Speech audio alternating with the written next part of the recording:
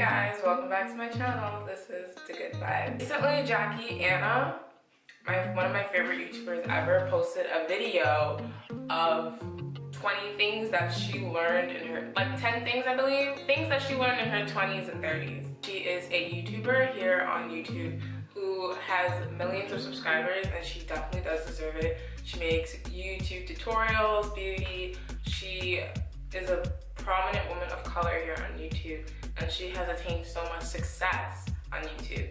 Much success that a lot of people, I feel like, in the beauty community, want to acquire to. But she goes into this video called Things That She Learned in Her 20s and 30s.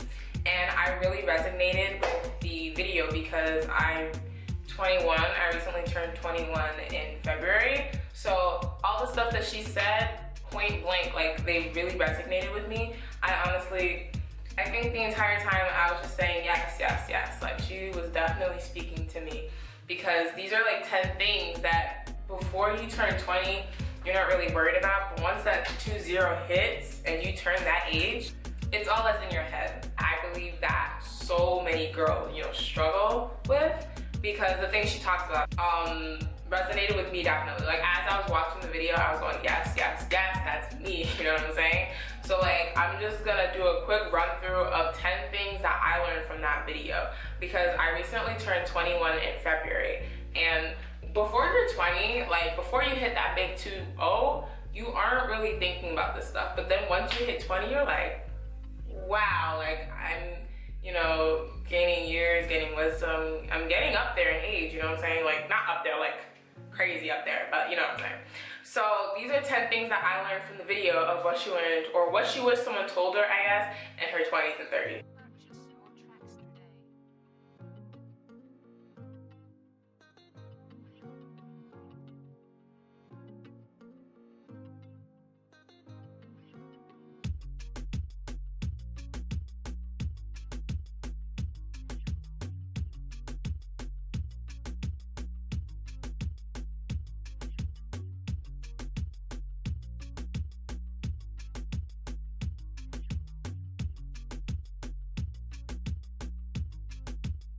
The one thing that I saw first was comparison, number one.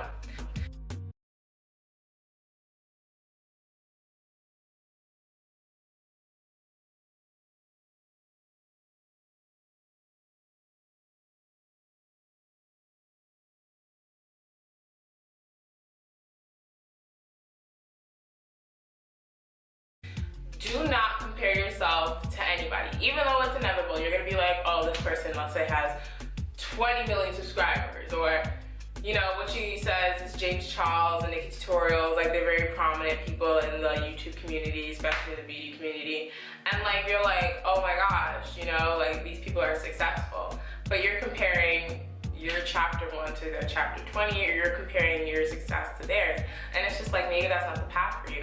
Or maybe not even in YouTube.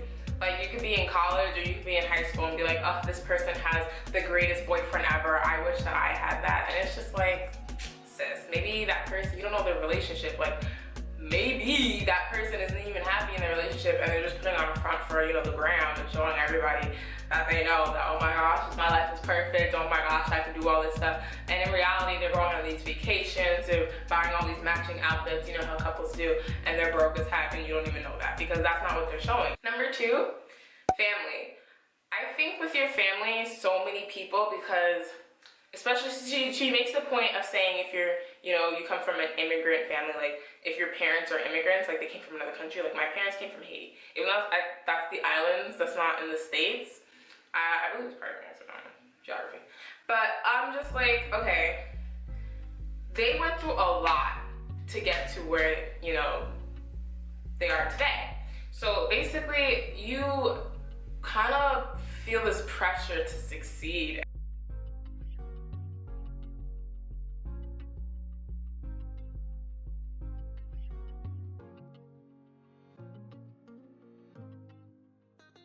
And that's just like so true. Like, oh my gosh, like, I feel like since they made all these sacrifices for me, I have to succeed in this, I have to succeed in that, and it's just a lot, you know what I'm saying? It's a lot.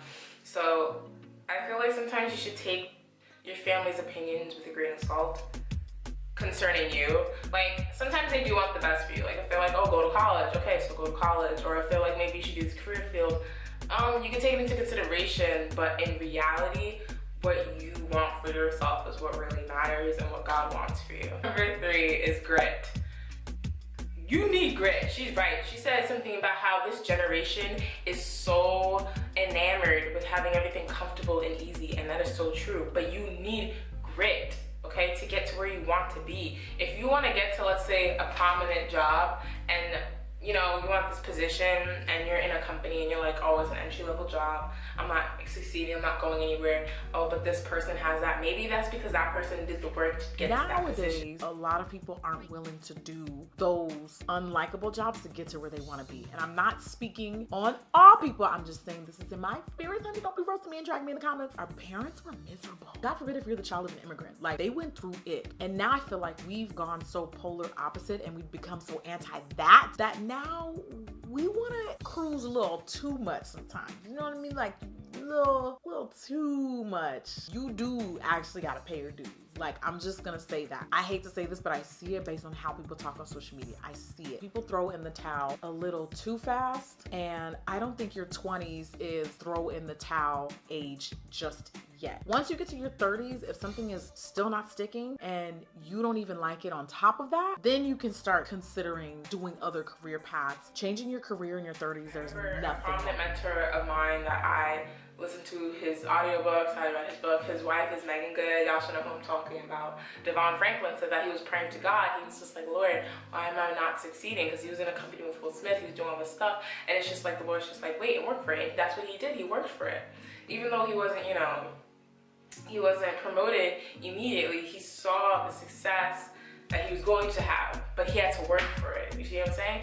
I think this generation, even though you may hate your job now, just wait and be patient, and you know, you'll someday make it. Career, that kind of goes with the grit thing, like in your career, but some people are like, oh, I'm not where I want to be right now, oh, I want to do this, I want to do that. Well, maybe if you focus on your career, don't be so into your career. And I take that with lightly, like, don't be like, oh, I'm gonna quit my job. No, like, your job isn't you though. I think so many people, like, I just heard a sermon by Hillsong preacher of New York City, Carl Lentz.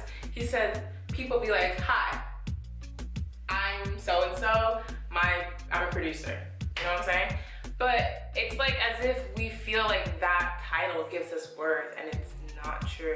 Like, who you are and what you do are two separate things. And I work from 6 a.m. to 6 p.m. even though I was tired as hell. Wasn't really gaining much from this because I didn't make a ton of money on my channel back then either, but child, best believe, once I got off my shift, I would go home, utilize the daylight that I had, the natural daylight, and I would film. My salary at the time with my regular job was great. I had to do that, but YouTube fulfilled me. And so I made sacrifices like sleep, like sometimes talking to my family. Sometimes like I couldn't get errands done. I couldn't utilize the little bit of daytime that I had to do other things. And I sacrificed those moments just to create content. It was a very get in where you fit in type of mentality, put it that way, okay? I filmed when I could, I edited when and where I could, but I made it work. Was it a sacrifice?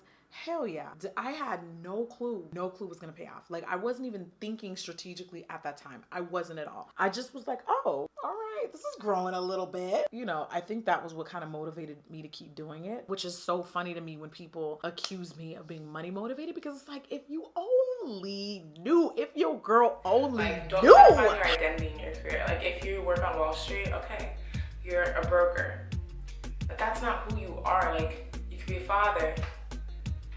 Do you like to golf? Like, it's different things. Like, so many people are like, oh, since I do this, I do that, that's who I am. Like, that's what I feel like, that's low-key, that's the reason why so many of these influencers look alike, because they're like, oh, I'm a beauty guru, all the influencers are doing this, since I'm an influencer, I'm gonna take the styles, you know what I'm saying? But that's not you.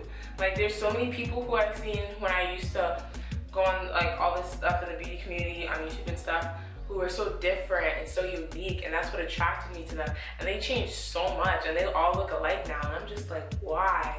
You know what I'm saying? Like, you should be who you are. Like, sometimes I wonder, like, if you didn't achieve that success, who would you be? Would you be who you are authentically are, or would you kind of would you go into that field anyway? You see what I'm saying? Happiness, number 5, happiness. And I've had a sense that not a lot of people are happy. Not a lot of people are happy, and you can really tell, like, it's just what you feel like you should do. It's just kind of like, it's like what you want to do. What do you want to do? You see what I'm saying? It's just like, it's a lot. Happiness is, I don't know. For happiness, that's going to be a hard one to kind of cover because everyone's from contentness in a sense. How long? I was doing this for the opposite. No reward or very little reward. No sponsorships, no PR packages. No one was checking for me for a good half a decade. I'm not even exaggerating. 5 years. 5 years. Probably even longer than that. What was that? 2010, 2013. Yeah, 5, 6 years. You don't do something for 6 years and barely succeed at it because you're money motivated. You just don't. Do it because you like it, and you do it because you genuinely are fulfilled. Are you content with what you have? I think that's what true happiness stems from. When you feel at peace, when you feel content, and that's actually success as well. Then you're happy, you know what I'm saying? And you can attain to get a higher goal. It's just that you're happy with what you have, and that's what I think God loves too, when you are content. So I feel like so much people put importance on happiness. Like, well, I'm not happy at this job right now. Okay, but maybe that job is what you need to get to where you need to go. You see what I'm saying? Number 6 was sacrifice.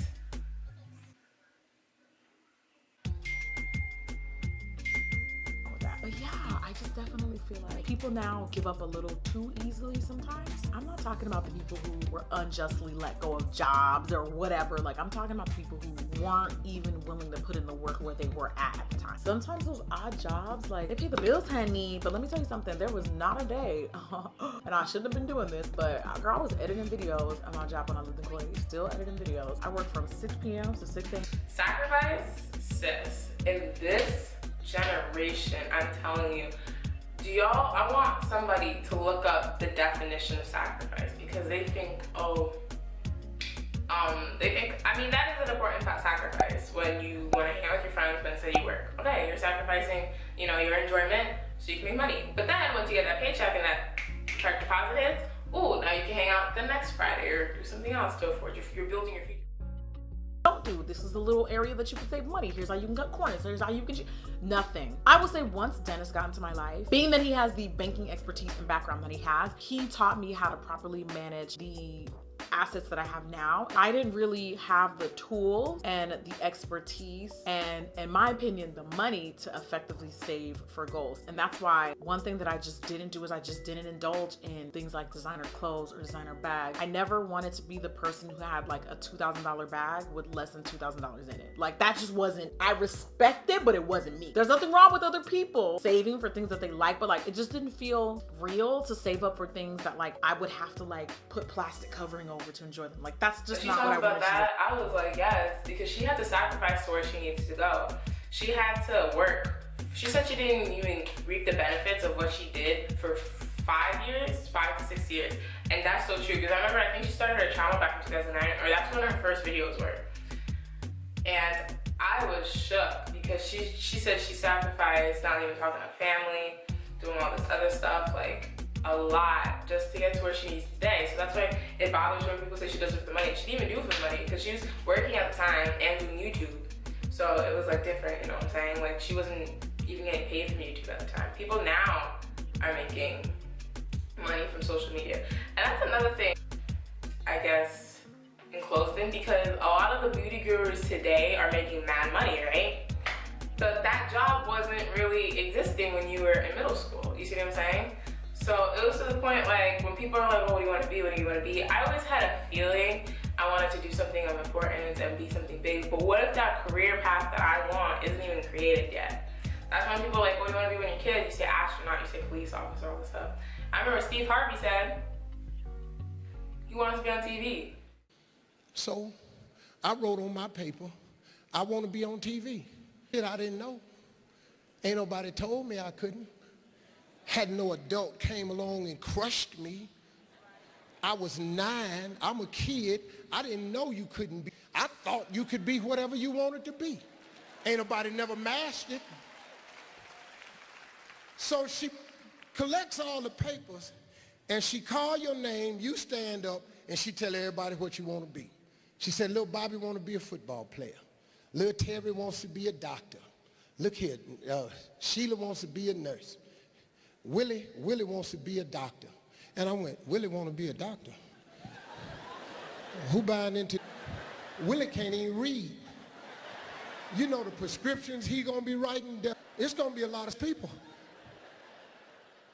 So she called everybody's name but mine. She got to mine, she said, little Stevie, stand up.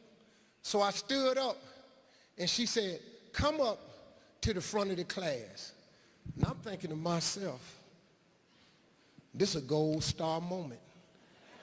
I'm finna go up here because my answer was better than all the rest of these kids. I'm finna go up here and give me a gold star. Walking up there, and I was real skinny, and I was curved like that. I walked like this. They used to call me Tater Chip. So they laughing on the way up there. I'm going to myself, laugh if you want to.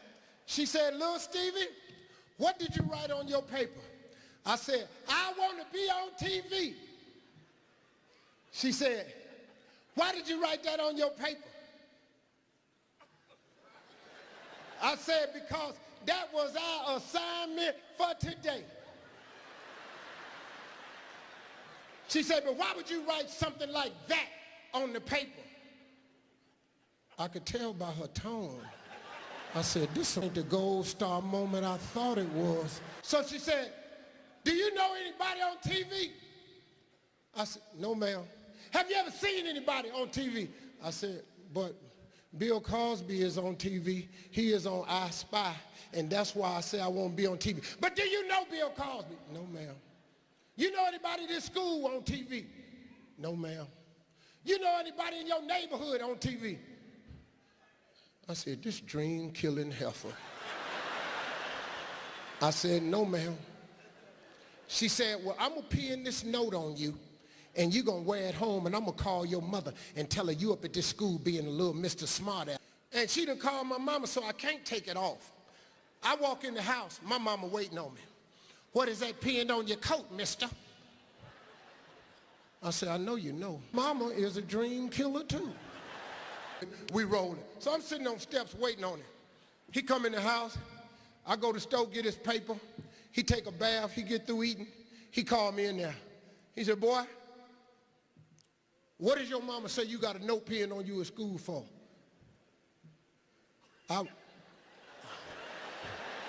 She said, tell him what you wrote on your paper. I said, I want to be on TV.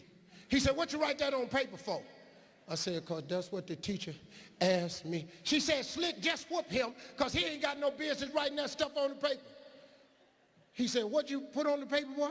I said, I want to be on TV. He said, well, what's wrong with that?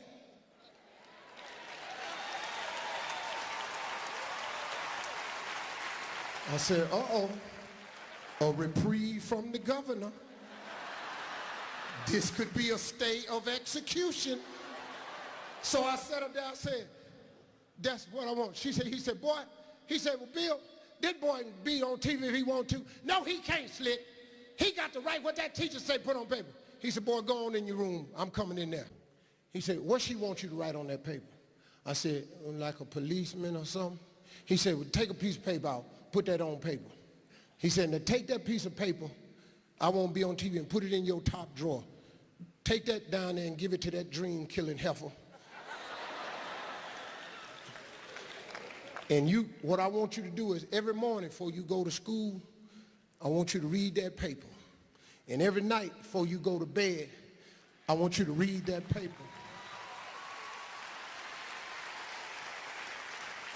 If you turn your TV on 5 days a week,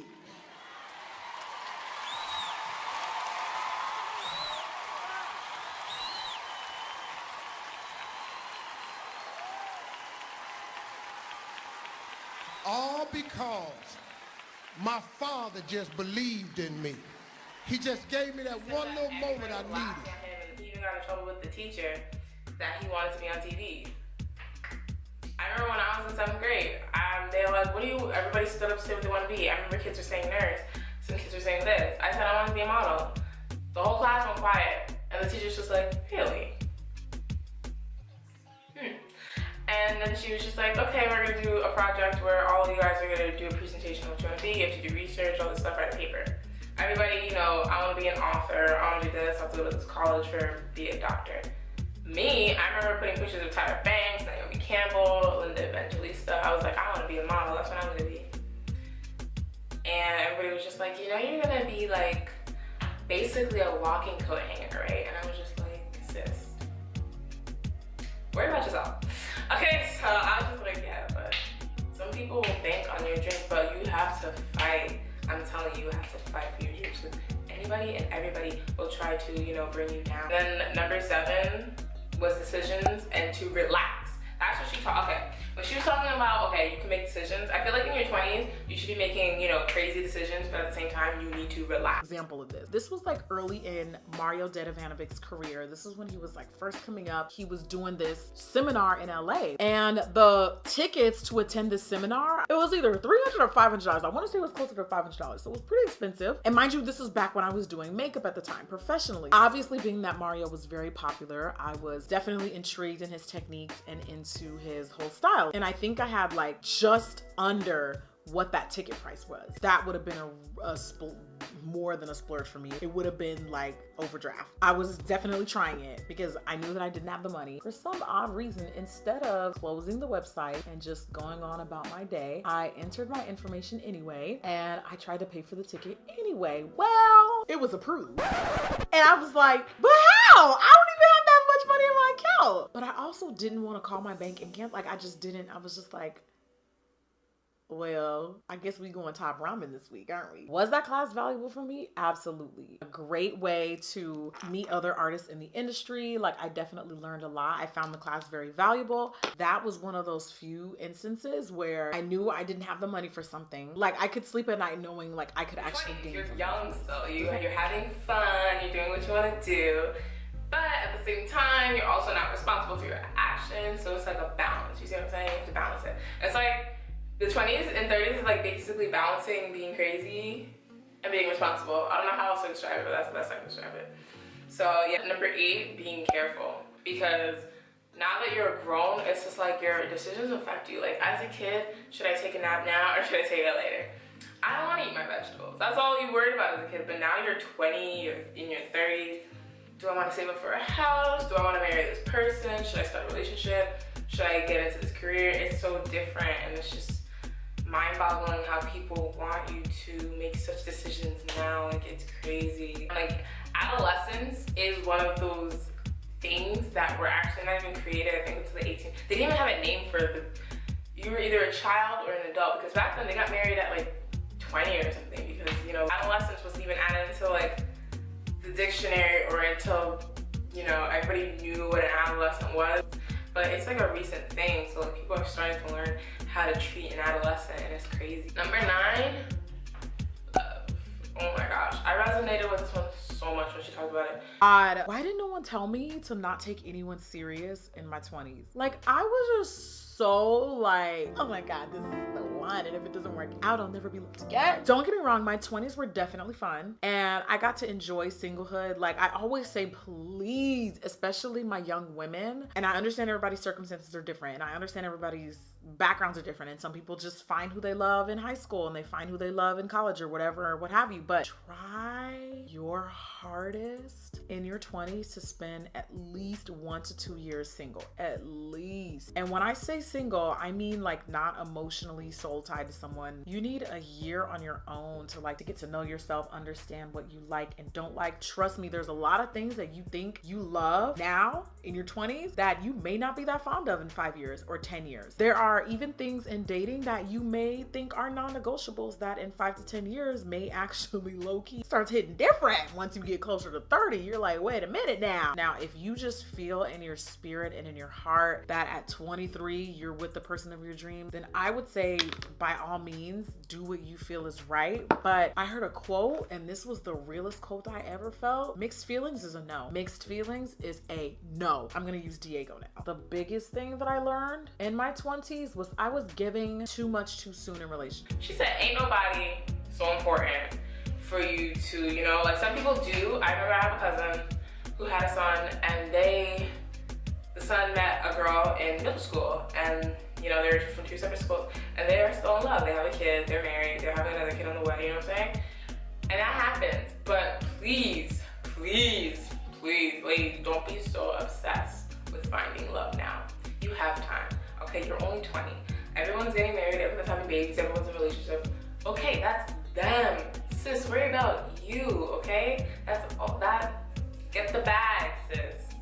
Get the bag. I feel like she's right. You do need a season of singleness to find out who you are. Like, know who you are, know your worth, know, you know, like, not even talking to anybody, no soul ties. She was right. Like, not even just talking to anybody, just go out, have fun, find out what you like and don't like. Because you think that what you like in a man like 5 years ago or 2 months ago, you don't like actually once you experience it. There's so many times where I remember I wanted this in a guy, and this in a guy, and this in a guy. And the Lord's like, okay, that's what you want. Let me show you what that kind of guy is like. And he gave it to me, and he showed me it. Bruh.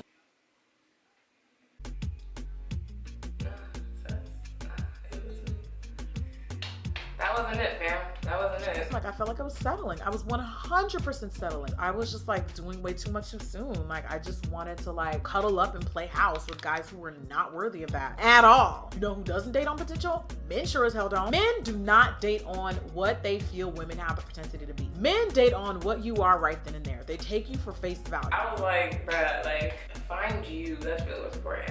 And number 10 is also being you, which wraps up everything she talked about. Like she talked about just being you and just finding who you are and just knowing, because the 20s and 30s is such a fun time. It's such a fun time, I promise you. Because you're over 18, so you can experience, you can do things that you couldn't do when you were younger. You're not a kid anymore, you're an adult. You have to be responsible, but at the same time you can have fun and experience freedom. Basically, I would describe the 20s years learning how to balance freedom and responsibility. That's really it. Like, it's so true too. So if y'all like this video, please subscribe. I love Jackie Aina's video. It was amazing. And really, I wish she would do more sit down talks like that. Like I love all her videos because she's just like that older sister that y'all just, you know, she just be popping off. But like seriously, so yeah. Peace. No pork, no beef. Swing, bada, bada, swing, bada, bada, swing, powder.